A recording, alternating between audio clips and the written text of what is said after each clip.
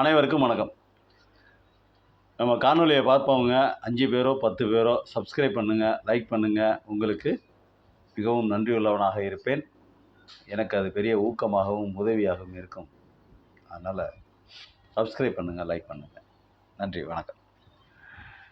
நம்ம செந்தில் பாலாஜி வழக்கு, இது மனசில் பட்டதை பேசுகிறோம். இது வந்து ஒரு பெரிய குறையாக சொல்ல வரல. மனசில் பட்டதை நம்ம பேசுகிறோம், அதுதான், அவ்வளவுதான். மற்றபடி யாரையும் எதுக்கணும், யாரையும் சண்டை போடணும், யாரையும் குறை சொல்லணும் அப்படிங்கிறதுலாம் இல்லை. நம்ம சின்ன கவுண்டர் படம் பார்த்துருப்பீங்க. அதில் என்ன பண்ணுவார் அப்படின்னாக்கா, சின்ன கவுண்டரு அந்த அந்த தீர்ப்பு சொல்கிற அந்த பஞ்சாயத்துக்கு இப்போ அந்த போகிற வழியில் நீதிபதி அந்த வழியாக போவார். நீதிபதி அந்த வழியாக போகும்போது இவர் இருந்துக்கிட்டு டிரைவரும் நீதிபதியும் பேசிப்பாங்க. அங்கே என்னப்பா அவ்வளோ கூட்டமாக இருக்குது, என்ன சமாச்சாரம் அப்படின்னு சொல்லி கேட்கும்போது அவர் சொல்லுவார், இது சின்ன கவுண்டர் பஞ்சாயத்துங்க அப்படின்னு சொல்லிட்டு பேசிக்கிட்டு இருக்கும்போது அதில் ஒரு இது சொல்லுவார். இவங்க பார்த்தீங்கன்னாக்கா இந்த பஞ்சாயத்தில் உடனே தீர்ப்புங்க, நம்மளை மாதிரி 10 வருஷம் 5 வருஷம் 10 வருஷம்னு போட்டு இழுக்க மாட்டாங்க அப்படிங்கிற மாதிரி ஒரு டைலாக் சொல்லுவார். அதுக்கு நீதிபதி டென்ஷன் ஆயிடுவார். இது அதை ஒரு ரொம்ப கருத்தான ஒரு காமெடியாக தான் நான் பார்க்குறேன். ரொம்ப கருத்தாளம் மிகுந்த காமெடியாக தான் நான் பார்க்குறேன். செந்தில் பாலாஜி அப்படிங்கிற ஒரு அமைச்சராக இருந்தவரை இப்போ சட்டங்கள்லாம் எப்படி இருக்குது, என்ன மாதிரி இருக்குதுன்னு தெரில. ஒரு அமைச்சராக இருக்கும் பொழுது எப்படி கைது செய்யலாம், ஒரு முதலமைச்சரை கைது செய்கிறது, ஒரு அமைச்சராக இருக்கும்போதே கைது செய்கிறது, இதுக்கு அந்த மாநிலத்தின் முதல்வரையே கைது பண்ணுறாங்க அப்படிங்கும்போது யார்கிட்ட அனுமதி வாங்கணும், எப்படி அனுமதி கொடுக்கலாம். இப்போ ஒன்றிய அரசு கைது பண்ணுது மாநில முதல்வரையோ அல்லது மாநில அமைச்சரையோ கைது பண்ணும் பொழுது, இப்போ இப்போ அமலாக்கத்துறை கைது பண்ணுது. அமலாக்கத்துறை யாரோட கண்ட்ரோலில் இருக்குது? நம்ம ஒன்றிய அரசினுடைய கண்ட்ரோலில் இருக்குது. ஒன்றிய அரசினுடைய கண்ட்ரோலில் இருக்கும்போது அவங்க சொல்கிறத அவங்க செய்வாங்க. அப்போது அனுமதி யார்கிட்ட வாங்கணும்? நீதிபதிகள்கிட்ட வாங்கலாம் இல்லையா? இல்லை சுப்ரீம் கோர்ட்டில் போய் இது மாதிரி அனுமதி வாங்கலாம்ல, இவர் மேலே ஊழல் குற்றச்சாட்டு இருக்குது, அவரை கைது பண்ண போகிறோம் அப்படிங்கிற மாதிரி இது மாதிரி இவங்கெல்லாம் எந்த அனுமதியும் அது மாதிரிலாம் கேட்கலாமில்ல, வாங்கலாமில்ல. இல்லை சொல்கிறேன், வாங்கலை, கைது பண்ணிட்டாங்க, அவரை சிறையில் அடைச்சிட்டாங்க.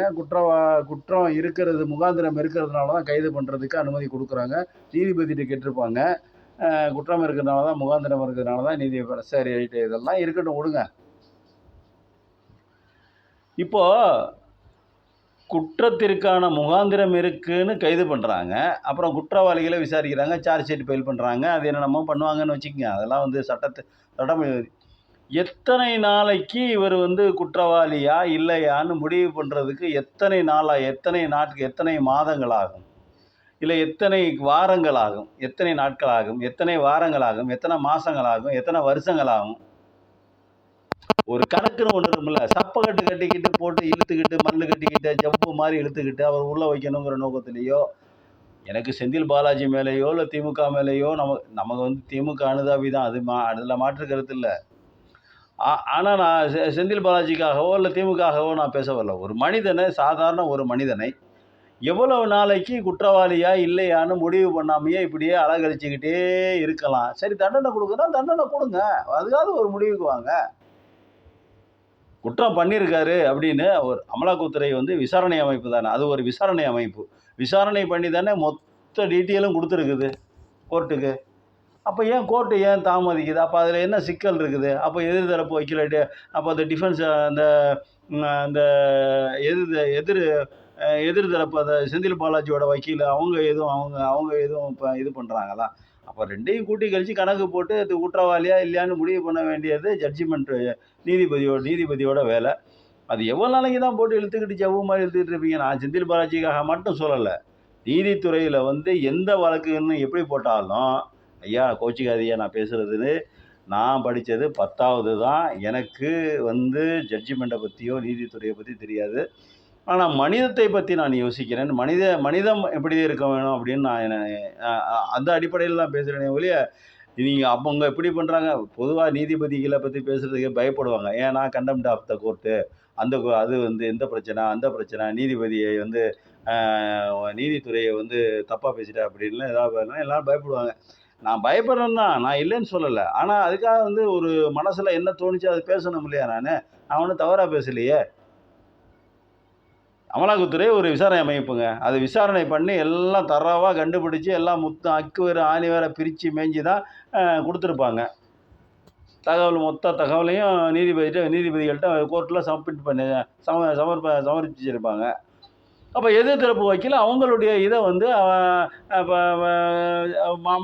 செந்தில் பாலாஜியோட வக்கீல் வந்து அவங்க தரப்பு நியாயத்தை, இதெல்லாம் தப்பு, இதெல்லாம் ஜோடிக்கப்பட்ட வழக்கு அப்படி இப்படின்னு சொல்லிட்டு இவங்க வந்து ஒரு வாதத்தை எடுத்து வைப்பாங்க. சரி, ரெண்டையும் கூட்டி கழிச்சு கணக்கு பார்த்தா அவர் குற்றவாளியா இல்லையா, குற்றம் செஞ்சிருக்காரு அப்படின்னா தண்டனை கொடுங்க. ஏதாவது ஒன்று பண்ணுங்க. எவ்வளவு நாளைக்கு குற்றவாளியா இல்லையானே தெரியாமல் அப்படியே இழுக்கடிச்சுக்கிட்டே இருப்பீங்க. இவங்க வாதம் பண்ணுறாங்க, அவங்க வாதம் பண்ணுறாங்க, அவங்க வாதம் பண்ணுறாங்க, இவங்க வாதம் பண்ணுறாங்க. அரசு தரப்பு வாதம் பண்ணுது, டிஃபென்ஸ் தரப்பு வாதம் பண்ணுது, அமலாக்கத்துறை வாதம் பண்ணுது, இவங்க வாதம் பண்ணுறாங்க. அந்த குடும்பம் தப்பே பண்ணியிருக்காருன்னே நான் செந்தில் பாலாஜியை சொல்லலைங்க. எந்த ஒரு சாதாரண மனிதனை வச்சுக்கோங்க. ஒரு தப்பே பண்ணியிருக்காருன்னு வைங்க, தண்டனை கொடுத்தா தெரிஞ்சு போச்சு, முடிஞ்சு போச்சு, ரைட்டு போடா நம்மளுக்கு 2 இந்த மாதிரி தண்டனை அப்படின்னு முடிஞ்சு போச்சு. அதை விட்டு போட்டு மல்லு கட்டி இழுத்துக்கிட்டு அவர் குற்றவாளியா இல்லையான்னு பொண்டாட்டி பிள்ளைங்களை கூட பார்க்க விடாமல் போட்டு இது பண்ணிக்கிட்டு அவங்க அந்த குடும்பத்தோடைய நிலை, அவர் மந்திரியாக இருக்கலாம், மந்திரியாக இல்லாமல் இருக்கலாம், சாதாரண மனிதனாக இருக்கலாம், ஊழல் பண்ணியிருக்கலாம், திருட்டு வேலை பார்த்துருக்கலாம், கொள்ளையடிச்சிருக்கலாம், கொலை பண்ணியிருக்கலாம், ஏதோ ஒன்றுங்க. அது எவ்வளோ நாளைக்கு போட்டு இழுத்துக்கிட்டே மல்லு கட்டிட்டு இழுத்துக்கிட்டே இருப்பீங்க? அந்த குடும்பத்துடைய மனநிலை, நம்ம புருஷன் நல்லவனா கெட்டவனான்னு தெரியாமல் இப்போ ஒரு கொலை பண்ணுறான் அப்படின்னாக்கா, அந்த கொலைக்காரன் வந்து அவன் பொண்டாட்டி போட்டுலாம் சொல்லிவிட்டு நான் அவனை போட போகிறேன், நான் குற்றவாளி தான் அப்படின்னு சொல்லிட்டு வந்து கொலை பண்ண போகிறான். இதோ தெரிஞ்சும் தெரியாமல் கூட பண்ணுவான், ஒரு உணர்ச்சி வசப்பட்டு கூட பண்ணுவான், ஒரு அவசரப்பட்டு உணர்ச்சி வசத்தில் வேகத்தில் கூட பண்ணுவான். தூக்கி உள்ளே வச்சுருங்க. அந்த குடும்பம், நம்ம புருஷனுக்கு எவ்வளோ நாள் தண்டனை, என்ன சமாச்சாரம், போக்கு வரத்து, நல்லவனா கெட்டவனா எதுவுமே தெரியாமல் அந்த குடும்பத்தினுடைய அல்லாட அவனும் ஒரு பாசக்கார குடும்பத்தினுடைய தலைவனாகத்தானே இருப்பான். அந்த மனைவி அவனுடைய மனைவிக்கு அப்பனாக புருஷனாக இருப்பான், பிள்ளைங்களுக்கு அப்பனாக இருப்பான், பெற்றவங்களுக்கு மகனாக இருப்பான். அதுவும் ஒரு பாசக்கார குடும்பம் தானேங்க. நான் செந்தில் பாலாஜிக்காக மட்டும் பேசலை.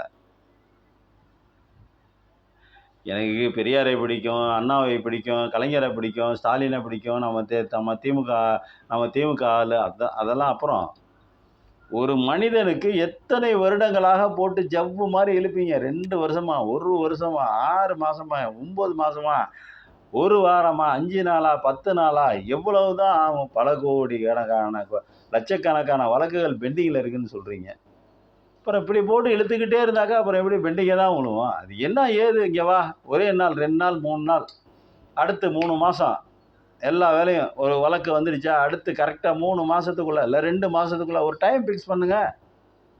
இதுக்கு தீர்ப்பு நல்லதோ கெட்டதோ, தப்போ ரைட்டோ, தப்புனா தப்பு, ரைட்டுனா ரைட்டு, தண்டனைனா தண்டனை, தப்புனா தண்டனை, ரைட்டுனா வெளியே போ அப்படின்னு ஒரு ஃபிக்ஸ் பண்ணுங்கள். ஒரு 3 மாதம் ஃபிக்ஸ் பண்ணுங்கள், ஒரு 4 மாதம் ஃபிக்ஸ் பண்ணுங்கள், இல்லை ஒரு 2 மாதம் ஃபிக்ஸ் பண்ணுங்கள்.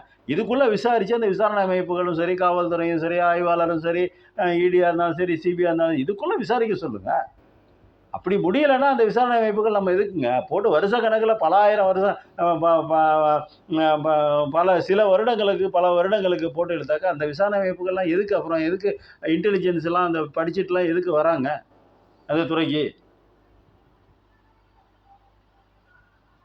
தப்புனா தப்புங்க, ரைட்னா ரைட்டுங்க. இதில் தேவையில்லாத அரசியல் வர புகுத்திக்கிட்டு அந்த அவங்க ஒன்று மத்திய அரசு மாநில அரசை பிடிக்கலைன்னா அவங்க ஒன்று பண்ண, இவங்க ஒன்று பண்ண, இதெல்லாம் கோர்ட்டுக்கு போகிறதுக்கு முன்னாடி இந்த மாதிரி அரசியல் பண்ணுறதெல்லாம். கோர்ட்டுக்கு போயிட்டா கோர்ட்டு தான், அது அவங்க தான் ஜட்ஜ்மெண்ட்டு, அவங்க தான் தீர்ப்பு. அப்போ அவங்க சொல்கிறதான் கணக்கு. இதில் போட்டு மல்லு கட்டி இழுத்துக்கிட்டு ஒரு மனிதனை புண்ணாக்கி, அந்த மனிதன் சம்மந்தப்பட்ட அந்த குடும்பத்தையும் சேர்த்து புண்ணாக்கி, மன உளைச்சலுக்கு ஆளாக்கி கஷ்டங்க. ஐயா நீதிபதி அவர்களே கோச்சிக்காதீங்க, நான் ஏதாவது தப்பு தவறாக பேசியிருந்தா கூட என்னை மன்னிச்சிடுங்க. மனசில் பட்டதை சொல்லிட்டேன். தீர்ப்புகளை சீக்கிரமாக கொடுங்க. தாமதமாக கிடைக்கும் நீதி அது அநீதிக்கு சமம் என்று நீதித்துறை தான் சொல்லியிருக்குது, நம்ம சொல்லலை. ஐயா அவர்களை பார்த்து செய்யுங்க. நன்றி, வணக்கம்.